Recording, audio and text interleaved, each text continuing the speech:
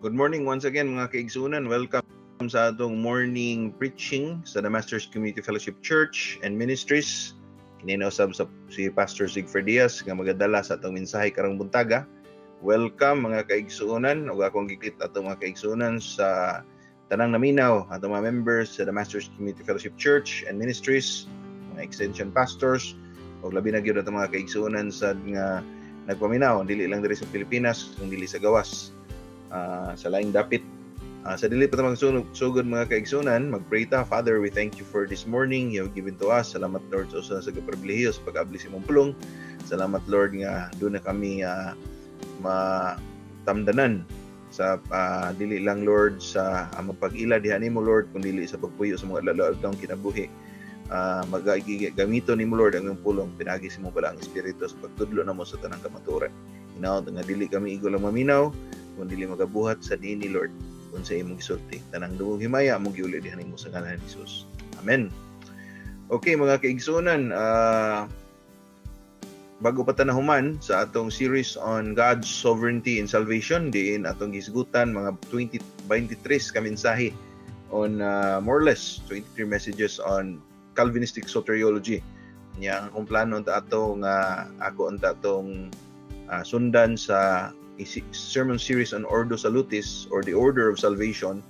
Unya ni decide ta nga mag-take lang sa break on soteriology, doctrine of salvation, para nga we will make a sermon series on something that is practical. So actually there are three reasons nganong mao ni ang atong sermon series karon. Ang first is to take a break on the soteriological series. Anya ikaduha is para nga doon na tayo recording no sa atong discipleship. So kani siya nga mensahe ato na ning gihatag sa simbahan before, siguro for the past 10 years, more than 10 years siguro mga kaduha na ako na sayop. Pero naay mga bag-o pa nga wala pa nakaabot niini, so maayo nga na-review ni siya samtang karon nga nag-record ta sa atong mensahe. Kanya magamit sa ni pohon sa itong mga disciplers, labi na sa uban mga extension, mapaminaw nila, mga pastors na ito mag-guidan when it comes to this. Kinaman ni sa itong buktura sa itong discipleship. Yung ikatulong nga reason nga no ato ning series is that karong pandemic medyo nisiaw sad ang mga scammer. Nya labi na kay problema ang mga tao sa pagkupot sa kwarta karon o pagdala sa kwarta kay isod pa ang kwarta, nya na pagiragang mga scam nitabo. So I hope nga kani siya nga current issues ma-address pinagi sa pag tuon ini unsay kasulti sa atong Ginoo isip mga tinuod nga disipulo niya kalabot sa pagkupot sa kwarta o mga kalibutanhong bahandi or biblical advice on money and material possessions. So dito maglangan atong ipadayon ang atong discussion since last Sunday. Ito makita nga sa title sa atong opening slide, module number 11, Discipleship, Biblical and Practical Advice on Money and Material Possessions, na nataron sa lesson number 2A. So last time ato ning gisgutan, our opening text or the key text for this sermon series is Proverbs chapter 24 verse number 3 and 4.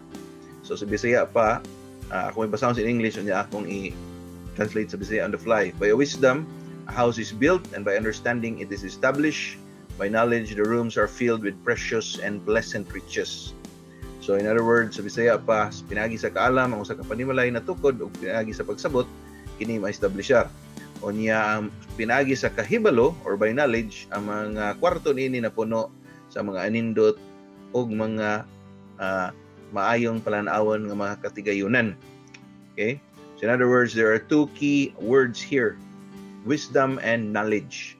Ang pagtukod diri sa panimalay, and again this is metaphorical, but again ug imong tanaw ni siya sa mga commentators nga nag-comment ani nga passage ug imo sa ning tanaw ng etc. kay Proverbs man ni wisdom, gisigutan diri mga practical sayings nga murag gisaksak sinago lang siya in a sense, but naagid siya context gyapon. If you look at this, the house built here and the precious and pleasant riches talks about a life of stability sa tanang mga butang And one of those is financial stability. Okay ang imong dagan sa imong, doesn't mean nga dato ka or unsa, pero igo kayo, sakto kayo nga wa ka nag-ingon nga kanang naka sa alanganin tungod kay doon na kay mga gibuhat or na kay mga pataka gasto, etc. So unsaon nga doon na kay kaning natukod nga panimalay nga stable og usa ka panimalay nga ang mga kwarto na puno, maybe not literally but in a sense metaphorically, og mga anindot nga mga bahandi or katigayunan. Saan nimo pagtukod aning balaya? So niingon si Solomon pinaagi sa kaalam og sa kahibalo. Now akong gi-highlight last time og unsay diferensya sa kaalam og sa kahibalo. Wisdom is knowing what is right. Ang pagkahibalo og unsa ang sakto, unya doing what is right or applying the right course of action or pagbuhat sa unsay sakto. So kibalo ka unsay sakto, unya buhaton nimo og unsay sakto. And knowledge of course refers to the technical know-how or ang sakto nga kahibalo sa unsay detalye sa imong buhatonon, sakto nga knowledge or skill, di ba? So in essence ako gi-highlight o gi-discuss ang diferensya sa duha nga ubang mga tao dunay wisdom kibaw sila sa sakto nya ilang buhaton ang sakto ilang kasing-kasing, pero when it comes to knowledge about money and material possessions and practical knowledge about investment, interest rates, unsa pa na diha, rule of 72, whatever, etc. Mga technical know-how, wa sila kibaw ana. So lisod gyapon, wa gyapon uban na scam gyapon. And on the other hand, nasa ubang mga tao nga nay knowledge kamao. May kay mangitag kwarta, may kay mo internet commerce kamao. Kabao mangita og kwarta kamao tanan, but walay wisdom. Wa kibaw og unsay sakto or kibaw may unsay sakto, wa nila pilia ang pagbuhat og unsay sakto. So wala sila nag-guided pinaagi sa pulong sa Ginoo og pinaagi sa at kaning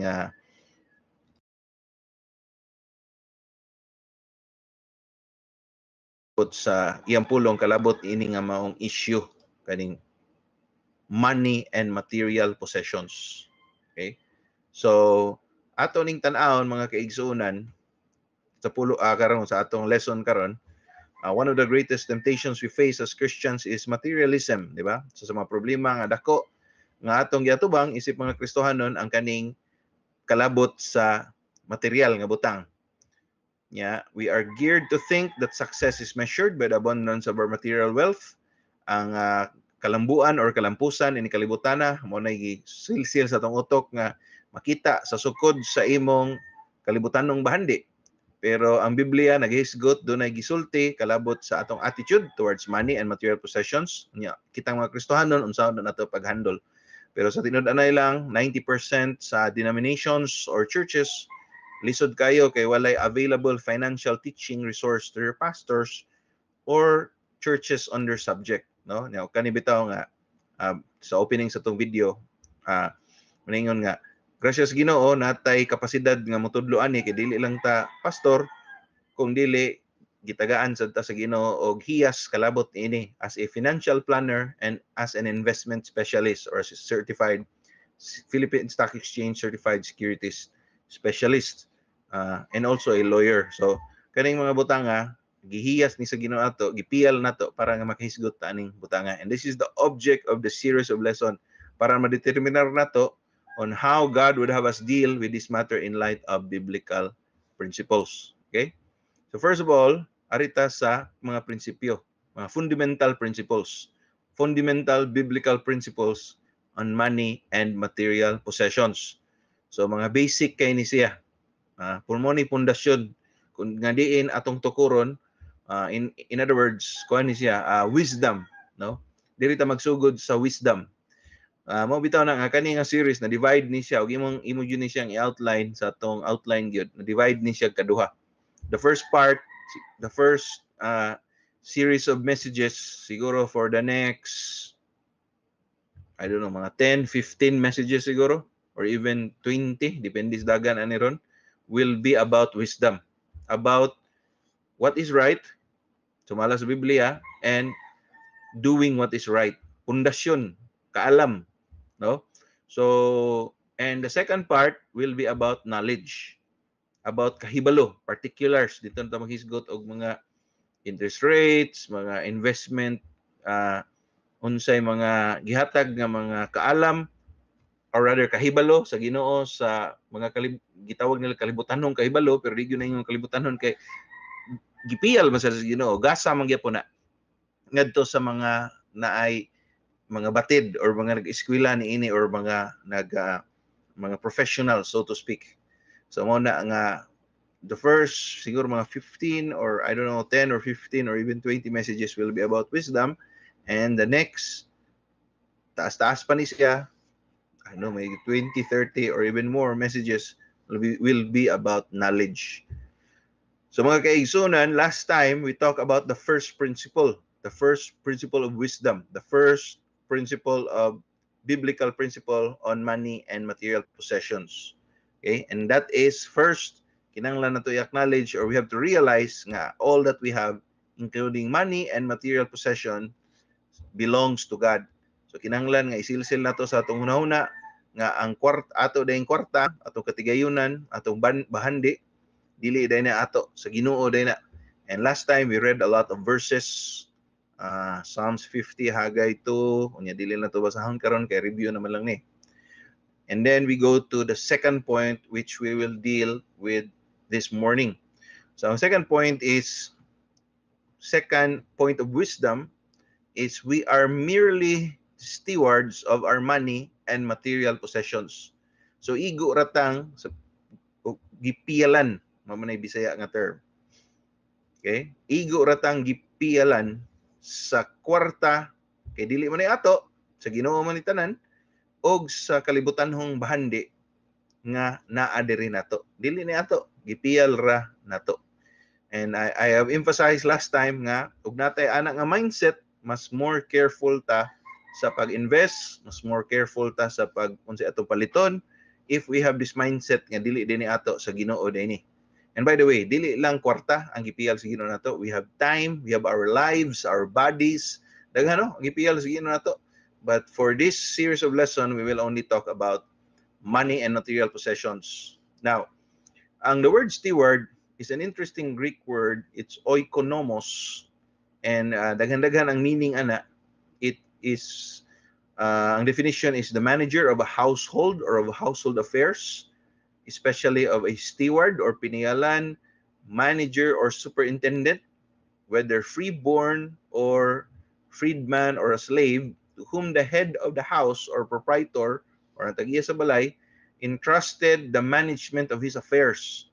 No, marag imong gikasaligan, gipialan nimo the cares of receipts and expenditures, o sa negosyo pa marag manager, di ba? The care of receipts and expenditure, the duty of dealing out the proper portion to every servant, mayordomo, mayordoma, and even to the children not yet of age. So kana nga tao could murag tag-iya, murag bus-bus, mag-act na siya murag tag-iya, pero dili siya tag-iya, pero siya may nagdala sa imong panimalay or sa imong negosyo. Magwa ka diya siya kahadlukan sa mga tao, siya may kay imo man siyang responsible man siya nimo. Dili iya ha ang iyang gi-manage or iyang gidala, pero siya may nagdala sa imong mga katigayunan, mga properties, etc. Okay? So another definition of oikonomos is the manager of a farm or landed estate and an overseer.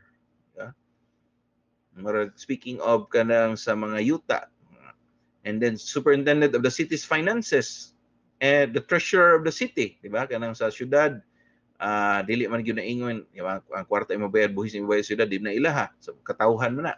So igo ra sila gipialan diha.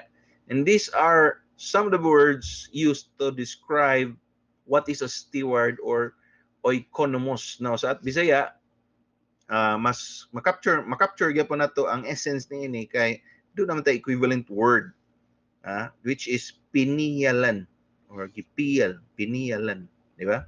Steward. Igo ra kang gipiyalan, dili kay tag-iya, gibinlan ka ana para nga imong atimanon ng butanga or whatever that might be. Now in Luke chapter 16, verse number 1 down to verse number 13. And by the way, na-sandwich ni siya ng passage. Ang context ani on a series of parable that Christ talks about. Usanis mga kalabot sa stewardship, okay? And about money in general, attitudes towards money. Now this is a very interesting parable. Kay usa ni sa parable ng istorya ni Christ, or kanang ilang ingon nga, in short, a parable is an earthly saying with, or an earthly story rather, with heavenly meaning, nga dunay gipasabot ang atong Ginoong Hesukristo sa kaistorya, nga dunay gipasabot ang atong Ginoong Hesukristo nga gusto niyang i-drive ang point. Yan usually mo manay kuan style sa atong Ginoong Hesukristo sa pagtudlo sa iyang mga disipulo. Usa ni siya sa literary device nga iyang gi-employ through a parable, pinaagi sa usa ka istorya nga mohatag siya og mga leksyon nga gusto niyang makatunan sa iyang mga disipulo. And this is a very hard parable. Sa tidunay lisod ni siya nga, in fact, wa kay ko nakadungog og daghan nga mensahe ani nga parable, kay ang storya ani medyo lisod. Dili kay nimo masabtan og nganong gistorya ni sa atong Ginoong Hesukristo. And the story goes as like this. Verse number 1 of Luke chapter 16. And he said also unto his disciples, there was a certain rich man who had a steward, and the same was accused unto him that he had wasted his goods. I'm reading from the ESV, the English Standard Version. Okay? Doon ako na yung sa kadato nga tao, nga dunay piniyalan, nga nadungga niya, nga nag-usik-usik sa iyang, sa unsay gipiyal niya. So murabag iyang dili siya maayo nga, wa niya giayo og dala og unsay gipiyal niya. Okay? Mura og nakadungog siguro ang iyang amo nga wa na maayo og manage. Wa kay gi-elaborate og unsay pasabot niini. It could be siya mismo iyang gikawkaw or iyang gibulsa ang unsay ginegosyo siyang amo, or na mismanage siyang negosyo or whatsoever, no? Basta the point is, wa niya na maayo og dala ang gipiyal sa iyang amo. Okay, wa sad gi-elaborate dire, and more or less kay do naman later on you can read nga do na may mga utangan sa iyang amo, lain-lain man nga item, trader siguro na sila or whatsoever, wa man gitalya, basta dato ang tao, negosyante, kay naa may mga item diri nga gisgutan in the next verses. Wa gid detalye ug unsa gyud specifically ang linya sa negosyo, but more or less general trading. Okay? So kaning gipiyalan, nabalitaan sa amo nga na mismanage niya ang negosyo sa iyang amo. And verse number 2, he called him and said unto him, how is it that I hear this of thee? Unsa man ning akong nadunggan? Give an account of thy stewardship, for thou mayest be no longer a steward. So in other words, ningon nga mo, nakadungog ko nga wa nimo pa giayo pagdala ang akong gipiyal nimo. So tagaay kog accounting, maghusay ta. Kay para nga i-process na nako ang imong exit clearance. So basin og na kay mga liability sa kumpanya nga kinahanglan nimong bayran, so sa di pa ka mo gawas, tagay ko tagay ko mahusay ta kay para mabaw-an ako nga sa man ako nadunggang istorya nga imo man konong di man kuno ka maayo, wa nimo ayo hagdala ang negosyo nga ang gihatag, or rather gipiyal diha nimo. Then the steward said, verse number 3, within himself, og niingon ang gipiyalan, what shall I do? Patay ko ani kay kuan man ni siya, kaning maro man yun ning steward, naka-dispalko man yun siya or something, dili man ni mere negligence. Klaro namang yung kaayo nga duna ni siya, because verse number 8 says he is an unjust steward. So duna gini siya pagkatikasan. So The steward said, "What shall I do? For my Lord taketh away from me the stewardship." In other words, putbulon ko, tangtangon ko sa akong pagkapinigalan. I cannot dig. Unsa na lang ko, wala ko'y trabaho. Manager ba ko? Pag humanana, mauwaw ko nga mangaot na lang. In other words, maglibor rare na lang ko, mag blue collar worker na lang ko. Kanya akong position, white collar work man kay boss amo manager ko, ako gihawd-hawd. Oh, pero ug maputbol ko sa ko trabaho ron, lisod ra kay mangitag trabaho kay di na tanadawa, di na nato siya dawaton kay di na kasaligan, di ba? Manager na niya, nagnawkaw na, ana magyud na, di ba? Word gets around nga di ka maayo nga gipialan, so di na ka dawaton as pinayalan sa lain nga amo. So, I cannot dig. To beg, I am ashamed. Og magsuroy-suroy sad ko kay mangayo na lang ko kwarta, mauwaw sad tana. Verse number 4. I am resolved what to do. Mao ni akong buhat tunay. When I am put out of the stewardship, that they may receive me into their houses. So putbulo nagi ko sa kong amo para nga dunay mautangan og utang kabubuton ako, mao ni akong buhaton. Sige, buhat niya. Verse number 5. So he called every one of his lord's debtors unto him, and said unto the first, How much owest thou unto my lord? So iyang gitawag tong mga usas mga utangan siyang amo. Iyang gipangutana, pila man day ang imong utang gani sa akong amo gani? Verse number 6. And he said, 100 measures of oil. Usa ka gatos nga measures of oil. Okay? And he said unto him, Take thy bill and sit down quickly and write 50. So in other words, daghan og mga comments ani ang ingon ang uban nga kuan ra kono ang interest ra kono ang unjust interest ra kono may giusab, but ang uban sa ingon sa dili kay gi-forge gyud no, kay limang ka ang bill nga 100 gihimong 50. Okay, regardless og unsa kay lain man ang views sa mga commentators kung sige ni tabuan but the point is that do na siya gibuhat na something para ma-alter ang state sa utang sa katong utangan siyang amo. In other words, ang usa ka utangan siyang amo, imbis nga usa gatos ang paninglon dapat sa amo, gingnan niya nga, suwatin na lang nag-50 diha. So yung gibuhat, para nga makautang tog kabubuton tong utangan siyang amo. Para nga, ining maputbol siya, madto siya atong iyang giutangan katong kaning utangan siyang amo niya mo kinumdum ka nga kanang gipahangyo biya ka 100 biya to imong utang sa akong amo hanya ato na lang tong gisabot-sabot ng 50 na lang ibutang, di ba? So ako giputbol ko sa akong amo ron, so pasudlat ako trabaho diya kay nakatabang biya ko nimo sa una. Okay, mo na point ani, this is the point of these verses ibutang diri. Verse number 7. Yeah, to further emphasize the point na gisulti ni Christ nga doon na nasa siya gitawag nga lain or yadto nga lain. Then he said to another and said, How much owest thou? Pila may utang mo sa kamo? Ingon ang usa 100 measures of wheat. And he said, Take thy bill and write 40. In other words, write 80. So kung sa gatos, gihimo na lang 80. It's the same sa verse number 6 nga story. So iyang either gi-forge or whatsoever, basta nga ang point, gi-reduce niya ang utang para nga again makautang tog kabubuton tong iyang gipang-ingnan ini. Okay? Now, verse number 8 is very interesting. Kay nasakpan man siya sa amo.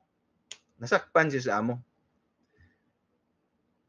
But instead nga kasab-an siya, now this is where the part nga that becomes very interesting. Kaya nga naman, instead nga kasab-an siya siyang amo, and the Lord, the curious, the master, okay, commended the unjust steward. In other words, imbis nga iyang kasab-an, iyang ingon, ay, gudere ka, maro ni mo Di ba ingon ko nga, magkuhan ta, mag-accounting ta? Imong gibuhat no, nanawag na nung ka dito kay imong gipag-reduce yung mga utang. Isamot na alkansya ni. Or kung mga Bible commentators, ang reduce ko no ato, ang kuan ra ko no, ang interest ra ko no. So, but that is not the point. Regardless og unsa, the Lord, instead of being angry at the unjust steward, imbis maglagot siya or mga saba siya sa katong steward or gipialan nga maro. Minaro magito iyang gibuhat, di ba? Unsay giingon sa Bible, verse number 8, he commended. In other words, iyan na noong gidaig. Wa niya kasabi. He commended the unjust steward. Ngano man? Unsay reason? Nara sa verse. Because he had done wisely. Okay? In other words, ingon ang amo, ka-bright gyud nimo eh. Imbis ingon siya nga ali gyud dire. Palusi ako imong dunggan bi kay pagkamaro gyud nimo. Wala. Giingnan siya dire gyud dire. Bright ta gyud nimo sa. Kamao gyud kada. Bright jud kay kada kay kibaw na makaput bulunon ka imo yung kuan sila, imo yung ubos ilang utang nako para nga makautang sila kabubuton nimo. Bright jud kada. Okay? Now, this is not the point of the parable. Okay, facts pa lang ni atong isigutan. Ang dili ang punto diri sa atong Ginoong Kristo nga magminaro ta, di na may punto diri. Okay? The point of the parable is the point that he's trying to drive at is in verse number 8 still sa next phrase. For so ito reason ngano ang unjust steward instead nga gi-condemn, gi-commend na noon imbes nga i-condenar siya, gi-rekomendar na noon yang gibuhat.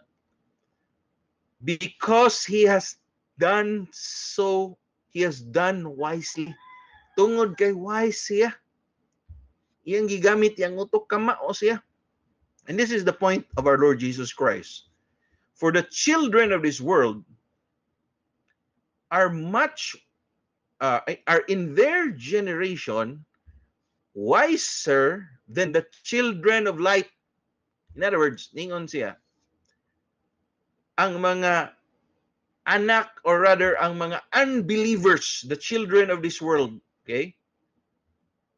Sa ilang henerasyon, or kaning mga tawhana, ang mga dili, mga anak sa kahayag. So in other words, he's making a contrast between sa mga Kristohanon o sa mga dili Kristohanon. Mas wise pa kuno ang mga unbelievers or mga dili Kristohanon kaysa mga Kristohanon. Nga naman, ang mga dili Kristohanon, doon na sila yung mga goal sa ilang life. Di ba? Doon na sila gustong abton sa ilang kinabuhi. And usually, it's very shallow. Materialistic ra kayo. Gusto madato, gusto makapalit og bagong sakyanan, bagong balay. And that is the end goal ra sa mga unbelievers. That's it. No? Murag, why sense of being a steward of kanang knowing or acknowledging ang Ginoo matagias tanang butang, walay care about the expansion of the gospel, walay care about pagtukod sa gingharian sa Ginoo, pag-expand, pag-preach, pagwali sa gospel. Wala sila nahuna-huna. Ang ila lang nga ma-happy ta, makakwarta ta, magmalipayon ta, mag-happy-happy ta, and that's it. Mamatay ta. Eat, drink, and be merry. Kaya ugma, mamatay na ta. Mamatay ta. Wow. Kalibutan na mo, taliwan na mo. Enjoy na ta. Maunay, wise kayo ang mga unbelievers. Why? Because doon na sila gustong mahitabo, goal, gusto silang madato, gusto silang papalitan sa kanana, gusto whatever. Unya, gigamit nila ang mga opportunities. Gigamit nila ang mga ilang abilidad, ang unsa ilang hibaw-an, ilang knowledge para makabot nila ilang goal, para nga ug unsa ilang gusto mahitabo matuman. Okay? Pero ang mga children of light dili wise, di ba? Dili kamao mo handle sa ilang kwarta. Dili kabalo mo program sa ilang kwarta para unta nga ang atong kwarta, the end goal, or rather the higher purpose ngano nga gipiyalan tas Ginoo sa atong kwarta o sa atong kalibutanong bahandi is to expand God's kingdom para mas mapadako pa ang gingharian sa Ginoo pinaagi sa pagtuman sa the Great Commission through discipleship, evangelism, discipleship, missions, di ba? Pero unsa may nahitabo, mas kamao pa ang mga children of this world kaysa children of light. Di ba? Now, makikita gani mo nga even katong mga dagko nga mga grupo nga mabutang nato mga kulto na gyud, no? Centralized kay ang ilang mga offerings ipadagyo dito sa asa na nila ipada, mga dagko kayo, di ba? Dagkog simbahan. Kamao sila muda sa ilang kwarta. Na magkukunabawan nga usa ka tawag na tong kulto gyud gani ni sila or kanang kuan, kanang grupo nga ni simang ba sa Orthodox Christianity. Kaingon gyud ta nga lahi gyud sila kay lain na sila yung mga doktrina nga mga kanang mga wala ni ayon na sa mga unsay gitudlo sa Orthodox Christianity throughout the centuries.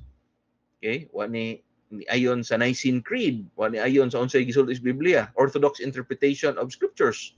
Okay? Pero unsa man, dato kayo. Di ba? Dako kay balay ang pastor, doon na mga helicopter, mga aeroplano sa panadiha. Wise kayo. Kamao mo da sa kwarta. Kamao mo generate og kwarta para pag-expand sa iyang gingharian, sa iyang simbahan. Daghan diag mga grupo nga mga kuan. Pero kita nga nagwali kunuhay sa tinuod nga balita, nagwali mo gito sa tinuod balita, pero ingnon ta nila nga nagwali kunuhay mo tinuod balita, unsa may tabo? Lisod kayo na, para nato ang atong pag-expand sa atong ministries. Kaya nga naman, di man ta, di ba? Di man ta wise. Okay? Limang ka na usa ka grupo diha ilang sistema imbis nga utana bitaw ko nga kanang inyong offering unsa may mahitabo na siya padana mo dito sa mong central office iko yang expenses sa inyong church sa kuryente, tubig ana siya mag-offering na sa miglain ana so perting ayahaya silang mother church kay iko mo dawat tanang offering unya ang expenses mag-offering pa man gyud sila glain inki ang sweldo sa inyong staff aw kana sweldado sila sa central office pero ang kanang among expenses dire kuryente, tubig amo na lain sa na siyang offering. Imagine mo no? Grabe kay kamao gyud sila mo program sa ilang kuan. And this is not only for groups nga kanang mga kulto, mga unsa na bisa kanang mga unbelievers, mga negosyante, kamao sila muda silang negosyo para mas mudako pag ang ilang negosyo. Pero kitang mga Kristohanon, unsa may atong gibuhat? Kamao ba ta? Doon na ba tay kaalam o kahibalo sa pagda sa atong kwarta, pag-manage nini para nga ang ultimate goal unta nato nga gipiyalan tas Ginoo sa atong kwarta o sa atong kalibutan ng bahandi nga mas ma-expand nato ang iyang kingdom, mas makahatag ta sa missions, makahatag ta sa pag-expand sa gingharian sa Ginoo. Unsa may nahitabo nato? Okay? Down ang giving sa mga churches. Kaya nga naman, naglisod ba ng mga Kristohanon sad kay na scam mo na karon pandemic ron I know lisod ang economy ron, di ba? Pero sad to say, daghan kay mga kasimbahanan nga maingon nato nga nagwali sa kamatuoran sa ngalan sa atong Ginoong Kristo, etc. Pero unsa nitabo? Na-involve og mga scam. Kadispalkog mga kwarta. In a worst case scenario pag yun, hasta ang offering simbahan na apil og kadamay. Okay? Mga kaigsuonan, that is the point of our Lord Jesus Christ in verse number 8. The children of this world are wiser than the children of light. Okay?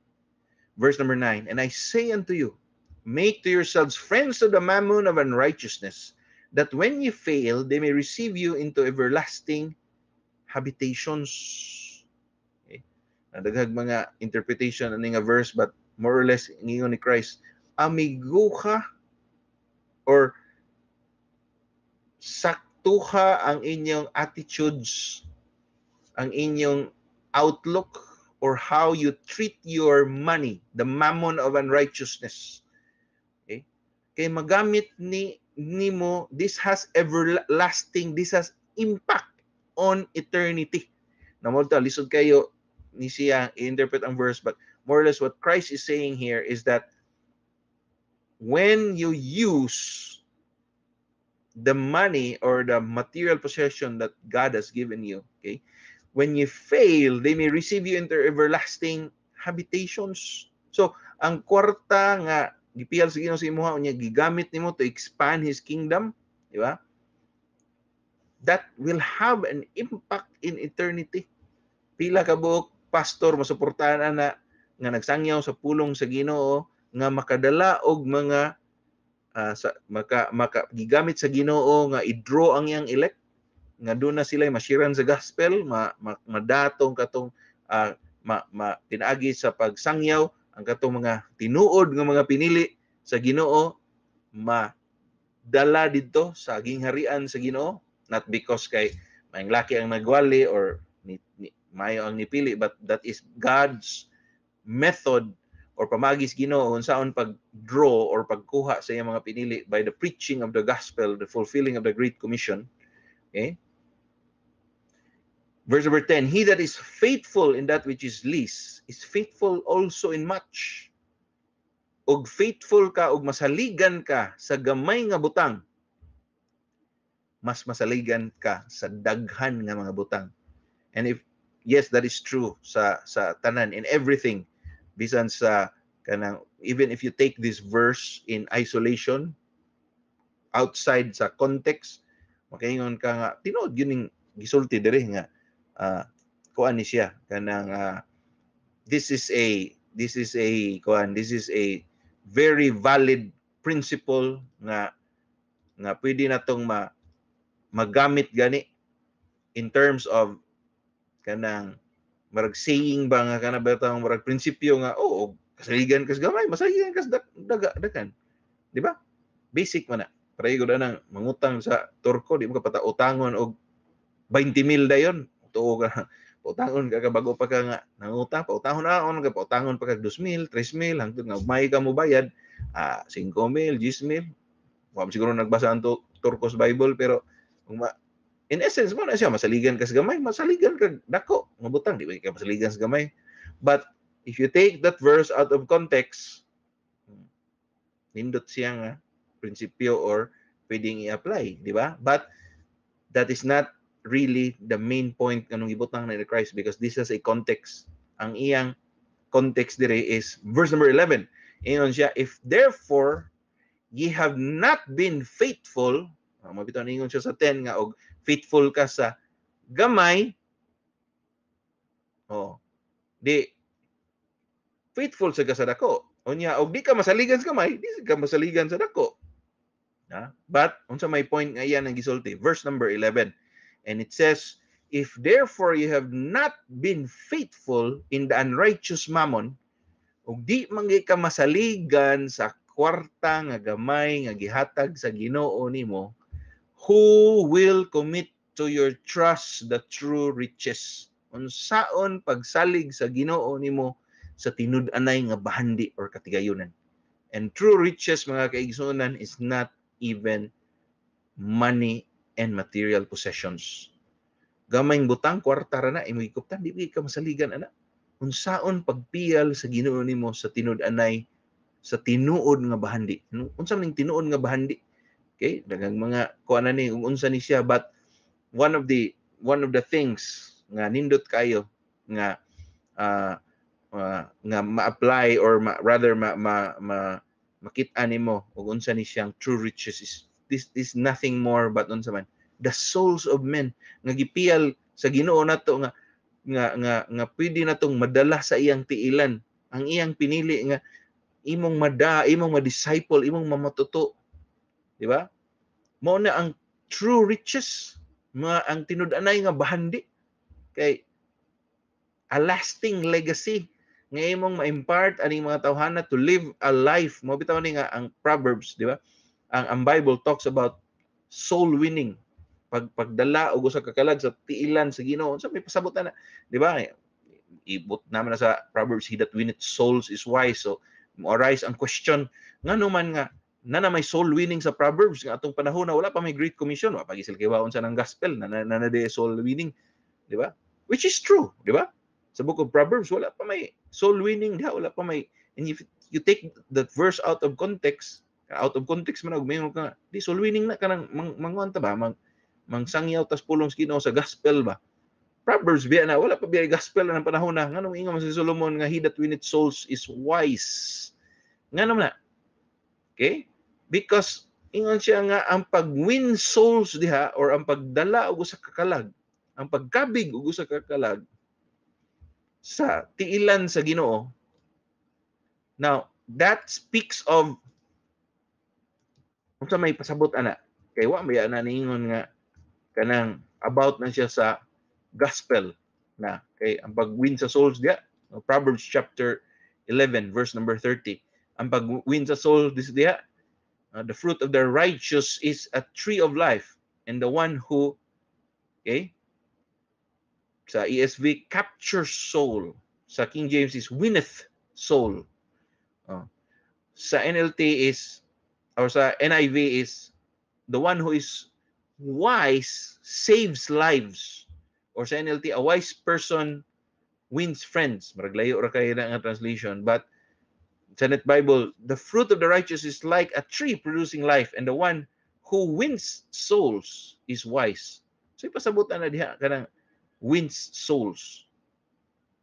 So, may pasabot ana. It means what?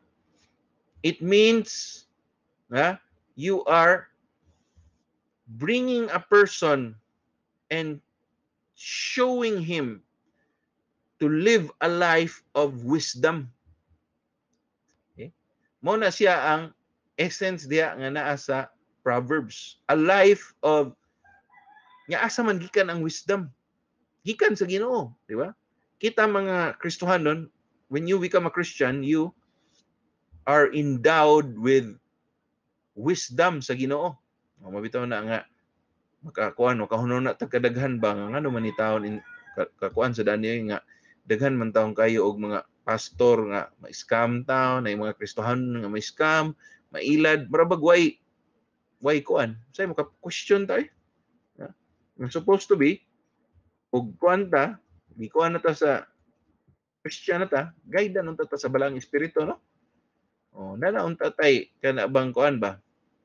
Nanatay ka ng wisdom ba? Nanatay ka ng natay sense of discretion ug unsa untay sakto og scam ba na or di, etc. Di ba? So mo na usay pangutana nga ngano man nga mga tao, mga Christian, mga pastor, mga kuan kayo kay ngano man murag way kaalam nga gihatag sa Ginoo. And in Proverbs 11:30 ang kanang winning souls diha, that talks about what? That talks about convincing a person or bringing a person to the realization to live a life, okay? To live a life of wisdom. To take lives. Unya, let them or show them nga a life of wisdom is the best way. Okay, Proverbs is about wisdom, di ba? Okay. So, literally, og imong tan-awon gyud siya in the original Hebrew, the wise person takes souls, di ba? Wins them over to a life of wisdom. Imong kwaon ang usa ka kinabuhi para nga imong konbensihon nga magpuyo og kinabuhi nga dunay kaalam.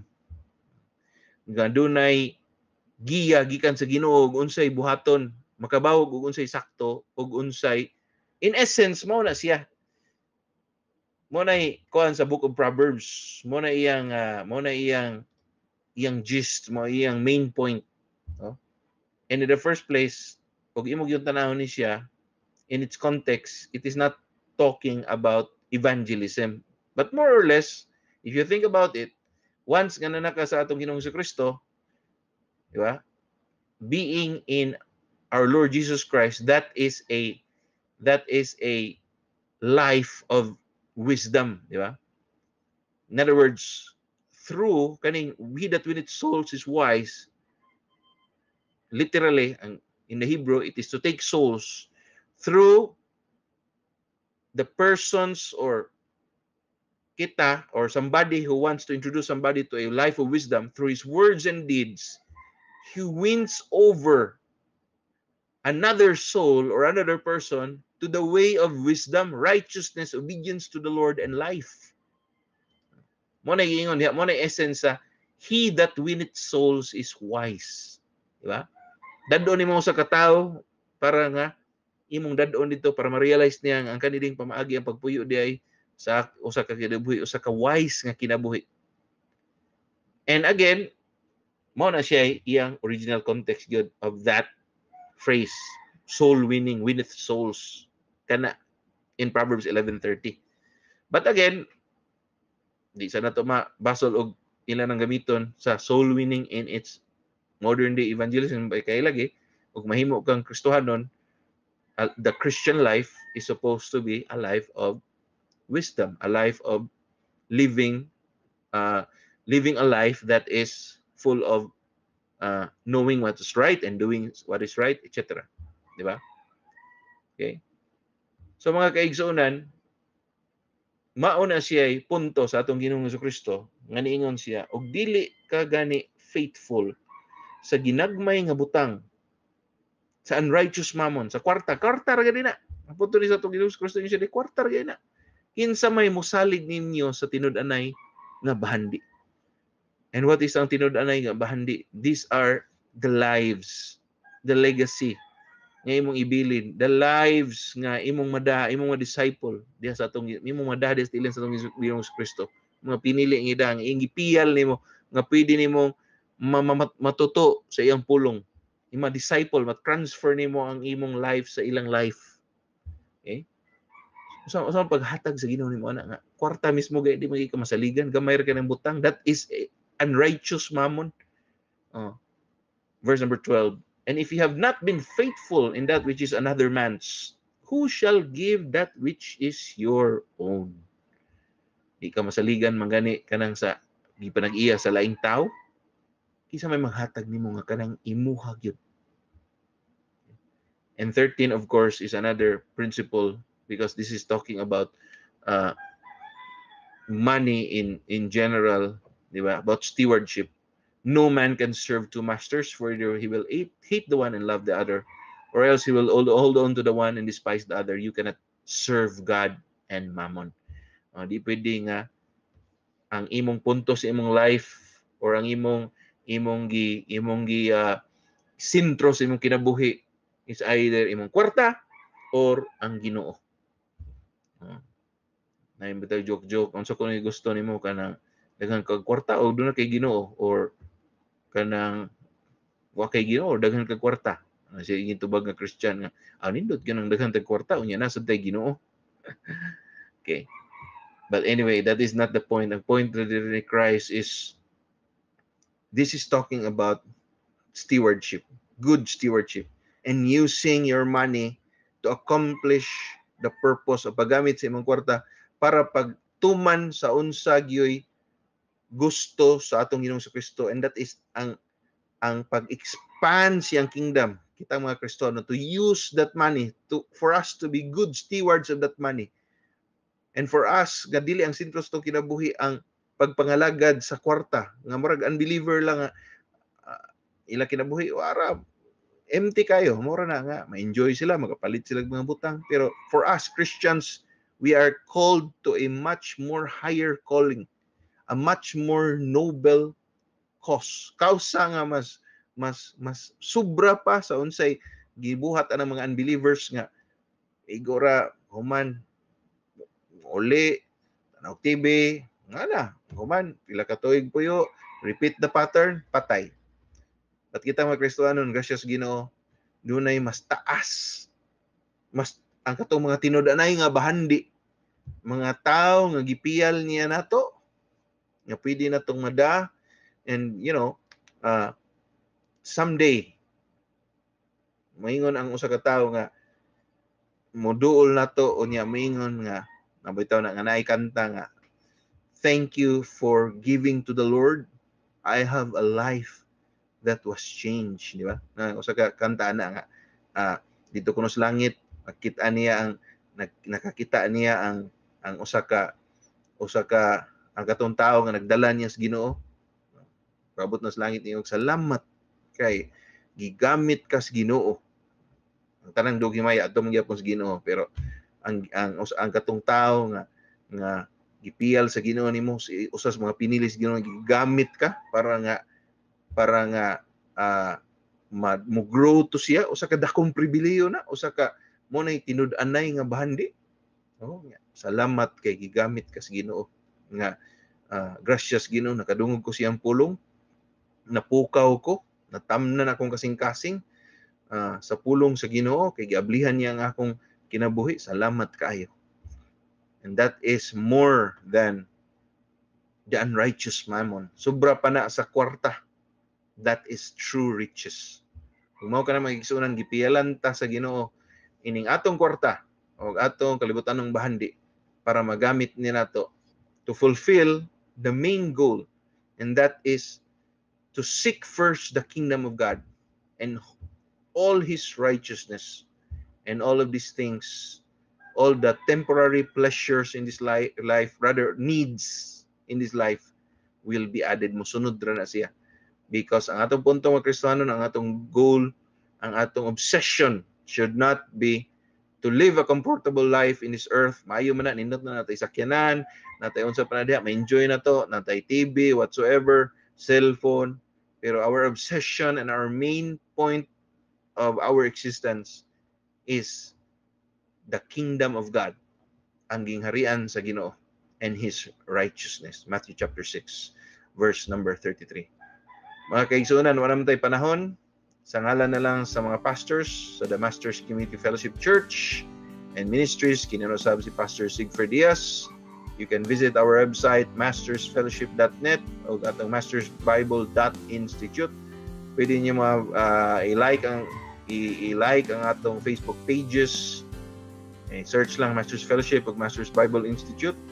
Sa YouTube, kaning series of Wale ato maning gi-compile himo na tong playlist para mas dali siya ma-play, para masunod gyud siya tan-aw niya nakanindot sa YouTube, ma-download siya, so way signal later on pwede rin niyo ma-play.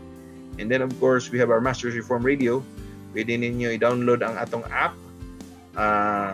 Naa diha ang link sa atong i-provide sa taas. Pwede sad mga paminawan ni siya every 11 a.m. Sunday. Unya na repeat ni siya sa hapon ug sa gabi sa Masters Reform Radio. Ato gi-play diha ang mga nindot nga mga music ug ato mga gipili diha ang mga wali from Reformed pastors ug doon na sa tayo mga bagong program, no? For example, Heartbeat, nag-record na silang Pastor Reyes sa program para sa mga batanon every Saturday. We also have the Berean Project sa discussion among pastors sa TMCF on modern day theological issues. Unya, pwede niyo mapaminawan sa Masters Reform Radio through our website sa mastersfellowship.net. Just click on Masters Reform Radio. So, see you next week. So, before ta mo close, mag-pray sa ta. Father, we thank you for this morning. Ang dapat sa mo, salamat sa mong mensahe, Lord. Nga napahinumduman mi, na-remind mi, Ginoo, nga unsa day ang pinaka-importante nga butang sa pagpuyo ng mga kalibutan na ang paggamit diha, Lord, sa imong ministry, ang among obsession unta, ang among passion, ang among sentro sa mong kinabuhi, ang pag-expand sa imong gingharian ug ang pagpangita, Lord, sa imong pagkamatarog. That we seek first the kingdom and all of your righteousness.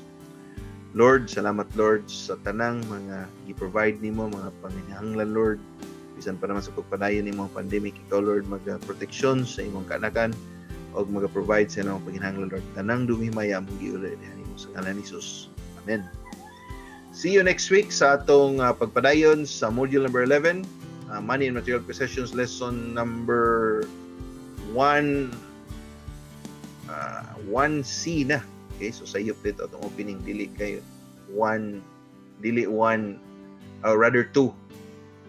rather kuha na to siya 1 1B ni, so 1C na next Sunday. Okay? See you next Sunday.